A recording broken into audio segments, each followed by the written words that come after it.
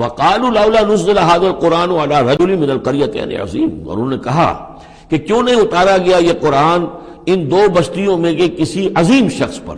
رجل عظیم، رجل کی صفت آخر میں آئی ہے، قریتین درمیان میں آگے آئے، من علی رجل عظیم من القریتین، ترتیب یہ ہوگی، لیکن قرآن مجید میں جو ردم ہوتا ہے، جو اس کا صوتی آہنگ ہے، اس کے اعتبار سے تقدیم و تاخیر ہوتی ہے۔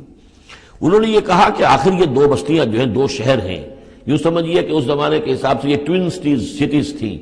جیسے اسلام آباد اور راول پنڈی ہے، تو طائف اور مکہ یہ ان کے بڑے گہرے روابط تھے۔ مکے کے سرداروں کی وہاں پر جو ہے وہ جائیدادیں بھی تھیں، باغات تھے، ولید مغیرہ کے تھے، ولید بن مغیرہ کے اس کے مکان تھے، اس کے باغ تھے، جائیدادیں تھیں، تو یہ لوگ جو ہے بالکل، تو یہ دو بڑے بڑے شہر موجود ہیں اور ان میں بڑے بڑے چودھری ہیں، بڑے سرمایہ دار ہیں، بڑے قبیلوں کے لوگ جو ہیں وہ بڑے ہیں، تو آخر ان میں سے کسی کے اوپر کیوں نہیں؟ یہ اللہ تعالیٰ کو قریش کا یہ یتیم کیوں پسند آ گیا؟ وقالوا لولا نزل هذا القرآن على رجل من القريتين عظیم۔